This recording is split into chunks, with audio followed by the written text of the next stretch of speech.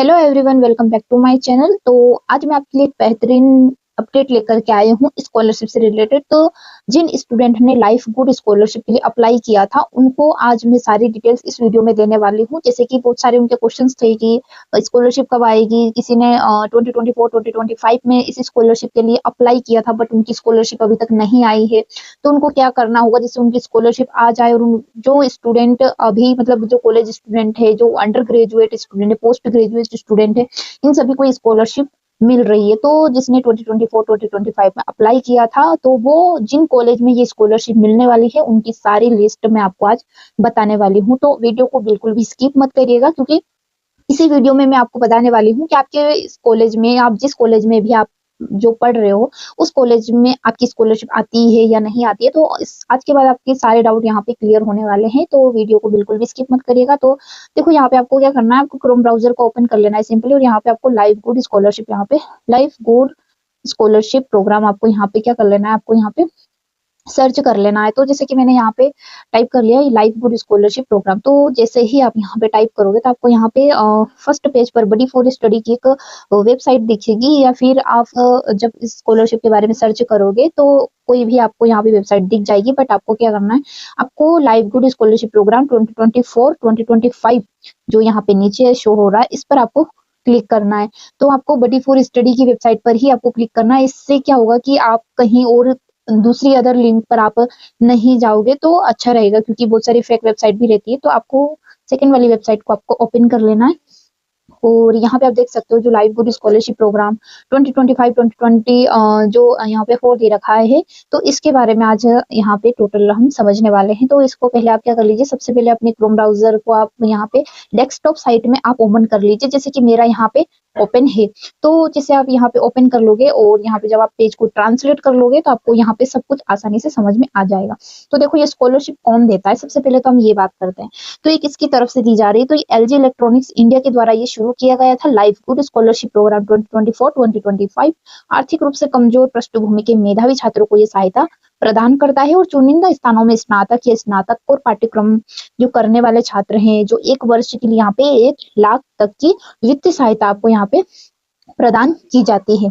तो आप देख सकते हो यहाँ पे 1 लाख तक की आपको स्कॉलरशिप मिलने वाली है ना। तो ऐसे तो नहीं मिलेगी, तो उसके लिए भी यहाँ पे कुछ शर्तें हैं, है ना। कुछ जो कॉलेजेस हैं यहाँ पे, जो सिलेक्टेड कॉलेज है, उन्हीं कॉलेज में यहाँ जो स्कॉलरशिप है वो यहाँ पे मिलने वाली है। तो यहाँ पे आपको गेट स्कॉलरशिप अपडेट और दिखा रहा है, और एक तरफ आपको यहाँ पे शो हो रहा होगा कि फाइंड न्यू स्कॉलरशिप, यानी कि अगर आपको न्यू स्कॉलरशिप के बारे में जानना है तो आप इस पर क्लिक कर सकते हो। और आपको गेट स्कॉलरशिप अपडेट यानी किसी भी स्कॉलरशिप के बारे में अगर जानना है तो आप इन दोनों पर क्लिक करके आसानी से समझ सकते हैं। तो देखिए, यहाँ पे इस लेख में छात्रवृत्ति के बारे में विस्तृत जानकारी दी गई है, जिसमें आवेदन जो प्रक्रिया, पात्रता, आवश्यक दस्तावेज और अन्य प्रमुख विवरण शामिल है। अधिक जानकारी के लिए यहाँ पे आपको क्या करना है, आगे बढ़ना है। तो यहाँ पे आपको एक ऑप्शन दिख रहा होगा कि अभी अप्लाई करें, बट अभी क्या है कि यहाँ पे जो अप्लाई करने की डेट है वो क्लोज हो चुकी है, यानी कि ये 7 मार्च या शायद 20 मार्च को यहाँ पे क्लोज हो चुकी है। तो यहाँ पे अभी आवेदन बटन पर आपको क्लिक करना है, अपना खाता सक्रिय करें और अपनी जो सामग्री है उस तक आपको पहुंचना है।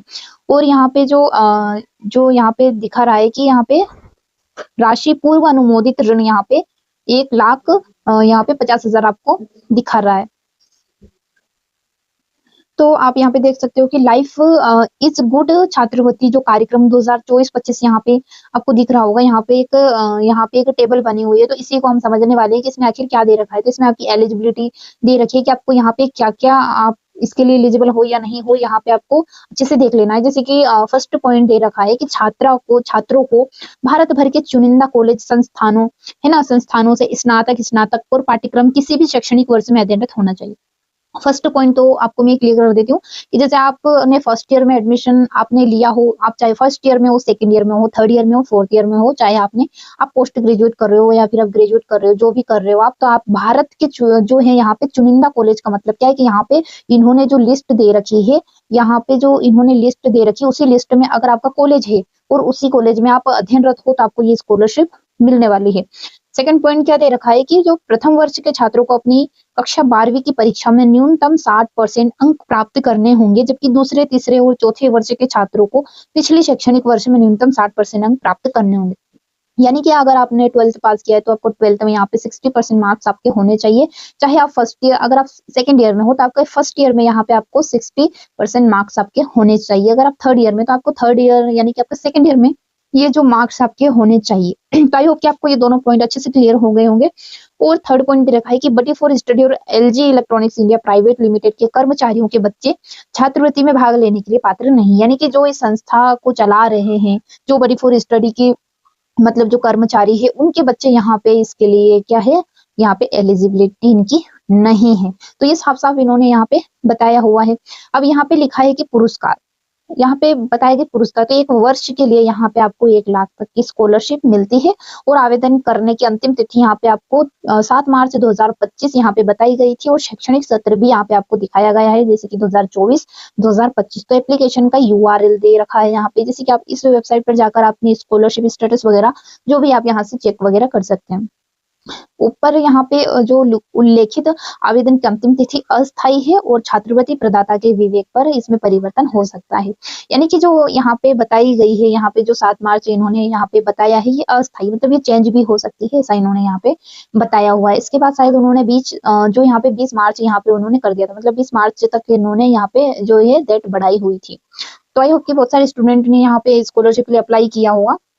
बट उनको बता देना चाहती हूँ कि अगर आप इन कॉलेज इंस्टीट्यूट में अगर आपने एडमिशन लिया है तो ही आपको ये स्कॉलरशिप मिलने वाली है। तो चलिए हम उसकी जो कॉलेज की जो सक्रिय सूची यानी कि जो जो लिस्ट है जिन कॉलेज में जो मतलब स्कॉलरशिप है वो मिलने वाली है, तो हम उसकी बात कर लेते हैं यहाँ पे।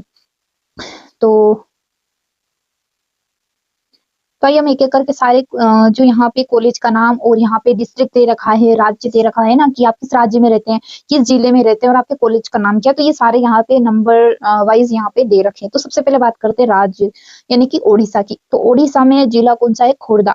खोर्धा जिला यहाँ पे दे रखा है, आप यहाँ पे देख सकते हो, यहाँ पे ये दोनों दे रखे कि राज्य ओडिशा राज्य के खोर्धा जिले में iron institute of engineering and technology AIT यहाँ पे बाराकूड़ा खुर्दा भुवनेश्वर यहाँ पे कॉलेज का नाम है। तो अगर आप इस कॉलेज से पढ़ाई कर रहे हो तो आपको इस कॉलेज से यहाँ पे आप एलिजिबल हो और आपको स्कॉलरशिप मिल जाएगी। इसके बाद पंजाब की बात करते हैं। पंजाब में यहाँ पे दे रखा है संगरूर, है ना। तो यहाँ पे भाई Gurdas college of law Sangrur यहाँ पे दिखा रहा है। तो इस कॉलेज में भी एलिजिबिलिटी है। और इसके बाद पंजाब के संगरूर में ही भाई गुरदास डिग्री कॉलेज, यहाँ पे 2 कॉलेज में यहाँ पे स्कॉलरशिप मिलने वाली है। इसके बाद इसी राज्य की हम बात करने वाले पंजाब के पटियाला, है ना। पंजाब के पटियाला जिले में Bhai Gurdas general nursing college VPO Nandpur Kesho यहाँ पे केशो सरहिंद रोड पटियाला। तो इस कॉलेज में भी यहाँ पे स्कॉलरशिप मिलने वाली है। उसके बाद पंजाब के संगरूर के भाई Gurdas institute of allied sciences Sangrur. इसके बाद पंजाब के संगरूर में ही भाई Gurdas institute of education, Punjab में ही आप यहाँ पे देख सकते हो कितने सारे कॉलेजेस हैं। तो इन्हीं कॉलेजेस में आप यहाँ पे जो नाम है वो यहाँ पे देख सकते हो कि ये कितने सारे नाम यहाँ पे दे रखे हैं। ये भी पंजाब का, ये भी पंजाब का, ये भी पंजाब का, है ना। तो ये सारे जैसे कि यहाँ पे भाई गुरदास दे रखा है, Bhai Gurdas institute of management and technology, Bhai Gurdas institute of nursing Sangrur. तो ये सारे कॉलेजेस पंजाब के हैं। और यहाँ पे अब यहाँ पे पंजाब के तो शायद आपने देख लिए होंगे सभी आयोग की। और यहाँ पे अभी हम गोवा की बात करते हैं। तो गोवा में दक्षिण गोवा में यहाँ पे एक बिरला प्रौद्योगिकी एवं विज्ञान संस्था पिलानी। तो यहाँ पे 10वें नंबर पर दे रखा है बिरला प्रौद्योगिकी एवं विज्ञान संस्थान पिलानी। तो आप देख सकते हो, यहाँ पे मैं आपको लिस्ट बता देती हूँ, क्योंकि अगर मैं एक एक आपको पढ़ करके बताऊंगी तो वीडियो काफी लंबा चला जाएगा। तो मैं आपको बारी बारी से कर करके यहाँ पे बता देती हूँ। तो जैसे यहाँ पे पंजाब, तो यहाँ पे मैं आपको राज्य के नाम बता देती हूँ। उसी राज्य के सामने यहाँ पे जिला और उस कॉलेज के यहाँ पे नाम दिए गए। तो उस कॉलेज में आप अपना कॉलेज देख सकते हो। और अगर आप उस कॉलेज में पढ़ाई कर रहे हो तो कॉन्ग्रेचुलेशन, आपको स्कॉलरशिप आसानी से मिल जाएगी। तो जैसे यहाँ पे गोवा है, राजस्थान यहाँ पे दे रखा है। इसके बाद कर्नाटक, तमिलनाडु, मध्य प्रदेश के भोपाल, अगर आप MP से बिलोंग करते हो तो MP में यहाँ पे भोपाल में फार्मेसी विभाग, रामकृष्ण धर्मार्थ फाउंडेशन विश्वविद्यालय में अगर आप अध्ययनरत हो तो आप इसके लिए एलिजिबल होते हो। इसके बाद यहाँ पे फिर से पंजाब आ जाता है। पंजाब के यहाँ पे फतेहगढ़ साहिब, तमिलनाडु, हरियाणा, यहाँ पे तमिलनाडु फिर दे रखा है, महाराष्ट्र, आंध्र प्रदेश, उसके बाद उत्तर प्रदेश, पश्चिम बंगाल, और पश्चिम बंगाल के बाद यहाँ पे बिहार है, तमिलनाडु, कर्नाटक, तो राजस्थान भी है, यहाँ पे ओडिशा भी है, मेघालय, असम है, केरल है, सिक्किम है, फिर यहाँ पे ओडिशा, केरल, महाराष्ट्र। तो आप देख सकते हो यहाँ पे कितने सारे कॉलेजेस से अगर इन कॉलेज में आप यहाँ पे आपने एडमिशन लिया हुआ है तो आप एलिजिबल हो। लेकिन अगर इस लिस्ट के अलावा अगर आपका कॉलेज कोई और है, कोई और राज्य में, कोई और जिले में है तो आप उसके लिए एलिजिबल नहीं हो, फिर आपको स्कॉलरशिप नहीं मिलने वाली है। तो आप देख सकते हो यहाँ पे निम्नलिखित कॉलेज के लिए आवेदन विंडो बंद हो गई है। नीचे दिए गए कॉलेज से कोई और आवेदन स्वीकार नहीं किया जाएगा। तो यहाँ पे आप देख सकते हो यहाँ पे जितने भी कॉलेजेस दे रखे हैं, यहाँ पे जितने भी कॉलेजेस दे रखे हैं, इन कॉलेज की इन्होंने विंडो बंद कर दी है। यानी कि जो यहाँ पे संस्थान दे रखे, जो कॉलेज दे रखे हैं, यहाँ पे इन कॉलेज वालों को यहाँ पे स्कॉलरशिप अब प्रोवाइड नहीं की जाएगी। तो यहाँ पे आप देख सकते हो इतने सारे कॉलेजेस की इन्होंने विंडो बंद कर दी है। तो आप देख सकते हो यहाँ पे 74 कॉलेजेस हैं जिनकी विंडो भी बंद कर दी गई है। यानी कि यहाँ पे छात्रवृत्तियां नहीं दी जाएगी। लाइफ बोर्ड जो छात्रवृत्ति कार्यक्रम 2024-25 की प्रमुख तिथियां, यानी कि 7 मार्च यहाँ पे आपकी जो लास्ट डेट थी इस स्कॉलरशिप की अप्लाई करने की। तो आप मुझे कमेंट में जरूर बताइए कि आपने किस डेट को अप्लाई किया था और अभी आपका स्टेटस क्या बता रहा है। अगर आपने 2024 में यहाँ पे अप्लाई किया है या फिर यहाँ पे आपने 2025 में अप्लाई किया है, तो आपका स्टेटस अभी क्या बता रहा है। लॉगिन करके उस स्टेटस का प्रोफाइल आप चेक करिए, वहां पे आपको आपकी इन्फॉर्मेशन मिल जाएगी। अगर आप पासवर्ड भूल गए हैं तो मैंने एक पासवर्ड पर एक वीडियो बनाया हुआ है, वहां से आप देख करके चेक कर सकते हैं कि हम पासवर्ड को फॉरगेट करके कैसे न्यू पासवर्ड बना सकते हैं। तो लाइफ इज गुड छात्रवृत्ति कार्यक्रम 2025 की पात्रता भी हमने यहाँ पे देख ली है। और यहाँ पे 12वीं में आपको 60% अंक होने चाहिए। अगर आप किसी भी कक्षा में पढ़ रहे हैं तो आपकी पिछली कक्षा में आपको 60% अंक प्राप्त करने होंगे, तभी आप इसके लिए आवेदन कर सकते हो। तो मेधावी छात्र छात्राओं और ऐसे छात्राओं को प्राथमिकता दी जाएगी जिनकी वार्षिक पारिवारिक आय यहाँ पे 8 लाख रुपए से अधिक ना हो। लेकिन यहाँ पे आप देख सकते हो कि 8 लाख रुपए से अगर आपकी जो आय है वो कम है, इससे अधिक नहीं है, तो आप इसके लिए एलिजिबल हो। इस कार्यक्रम के लिए आवेदन 4 चरणों में स्वीकार किए जाएंगे। कॉलेज की सूची देखने के लिए कृपया यहाँ पे दिया गया है कि जैसे कि हमने कॉलेज की सूची हमने अभी देख ली है। तो 1 वर्ष के लिए यहाँ पे 1 लाख रुपए तक की छात्रवृत्ति दी जाएगी। और यहाँ पे आप नोट जरूर पढ़िएगा कि यहाँ पे जो छात्रवृत्ति है, छात्रवृत्ति निधि का उपयोग शैक्षणिक संबंधित खर्चों के लिए किया जा सकता है, जिसमें परीक्षा शुल्क, छात्रावास शुल्क, ट्यूशन शुल्क, पुस्तकें, स्टेशनरी, यात्रा व्यय, डेटा प्लान, लैपटॉप, टैबलेट खरीद, भोजन और आवास आदि शामिल है। लेकिन इन्हें तक यहाँ सीमित नहीं है। तो यहाँ पे इन सब चीजों में आपको यहाँ पे सहयोग देते हैं, ये सब आपकी यहाँ पे हेल्प करते हैं इस स्कॉलरशिप के तहत। अब देख सकते हो यहाँ पे जैसे कि उन्होंने डॉक्यूमेंट्स भी जारी किए हुए हैं यहाँ पे। तो अभी तो जैसे विंडो बंद है तो अभी आप डॉक्यूमेंट्स चेक कर भी सकते हो अगर आपको हेल्पफुल लगता हो। अगर आप यहाँ पे अगले साल विंडो खुलेगी तो आपके लिए ये जरूर है कि आप डॉक्यूमेंट्स भी आप यहाँ पे चेक कर लो। तो यहाँ पे डॉक्यूमेंट सारे दे रखे हैं तो उनको आप अच्छे से चेक कर सकते हो। बाकी चयन की प्रक्रिया में आपको और बता देती हूँ कि आवेदकों को एक बहुचरणीय ऑनलाइन आवेदन पत्र भरना होगा, जिससे व्यक्तिगत जो विवरण, शैक्षणिक जानकारी और जो आवश्यक दस्तावेजों प्रदान करने होंगे। तो बहुचरण यानी कि इसमें जैसे कि 4 चरण है, तो ये चारों अगर आप एक चरण में सिलेक्टेड होते हो तो आपको सेकंड चरण के लिए भी यहाँ पे अपडेट खुलेंगे, यानी कि आपको कोई ना कोई डॉक्यूमेंट्स यहाँ पे मांगा जाएगा। इसके बाद उनकी योग्यता का मूल्यांकन पात्रता जो मानदंडों के आधार पर किया जाता है, जिसमें शैक्षणिक प्रदर्शन और पारिवारिक आय शामिल होती है। तो यहाँ पे एक मेरिट कम मीन्स यहाँ पे स्कॉलरशिप है। तो इसमें क्या है कि आपकी पारिवारिक आय और आपकी जो मार्क्स है वो देखकर आपको यहाँ पे सिलेक्ट किया जाता है। चयनित अभ्यर्थियों को यहाँ पे जो है छात्रवृत्ति एवं उनकी उपयोगिता का मूल्यांकन करने के लिए टेलीफोनिक साक्षात्कार से गुजरना होगा। यानी कि यहाँ पे जैसे आपको वीडियो इंट्रोडक्शन देना हो सकता है या फिर आपको कॉल वगैरह आ सकते हैं, उसपे कुछ क्वेश्चंस वगैरह हो सकते हैं, है ना। तो ये आपका यहाँ पे साक्षात्कार हो सकता है, यानी कि यहाँ पे आपका इंटरव्यू होता है। तो अगर आप मुझे ये बताइए कि जिन भी स्टूडेंट ने आपने अप्लाई किया है और आपकी उस कॉलेज लिस्ट में आपका मतलब कॉलेज लिस्ट का नाम है इस वेबसाइट पर, तो आपने इंटरव्यू दिया है या नहीं दिया है, ये कमेंट में जरूर बताइए, क्योंकि ये सबसे महत्वपूर्ण हिस्सा होता है इस स्कॉलरशिप का। तो वीडियो इंटरव्यू बहुत ज्यादा जरूरी है। बहुत सारे स्टूडेंट को नहीं पता है कि वीडियो इंटरव्यू कैसे देना होता है, तो उस पर मैंने प्रॉपर वीडियो बनाया हुआ है HDFC बैंक से रिलेटेड, तो आप वहां से चेक कर सकते हो ताकि यहाँ भी आपको हेल्पफुल लगेगा।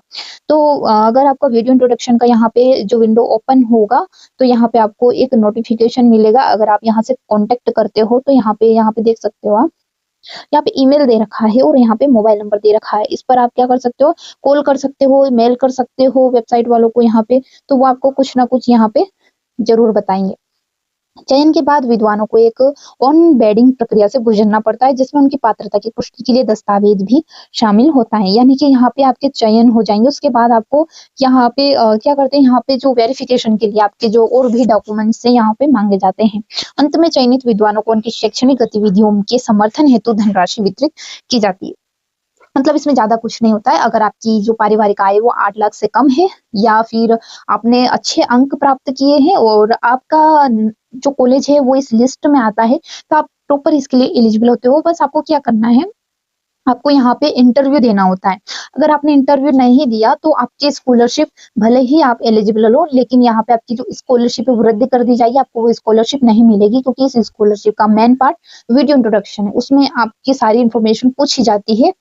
तो अगर आपने वो वीडियो अभी तक चेक नहीं किया है तो जल्दी से उस वीडियो को भी आप चेक कर सकते हो। मैं डिस्क्रिप्शन में लिंक वहाँ पे डाल दूंगी, तो आप वहाँ से भी उसको चेक कर सकते हैं। बाकी इससे रिलेटेड आपके कोई भी क्वेश्चंस, डाउट है तो आप मुझे कमेंट में जरूर बताइए, मैं आपको रिप्लाई देने की कोशिश जरूर करूंगी। और मेरे इंस्टाग्राम अकाउंट को भी जरूर फॉलो करिएगा। एंड अगर आपको कोई और स्कॉलरशिप के बारे में जानना है, कोई और अपडेट आपको चाहिए, तो मुझे जरूर बताइएगा। तो मिलते हैं नेक्स्ट वीडियो में, तब तक के लिए bye bye, take care, thank you for watching.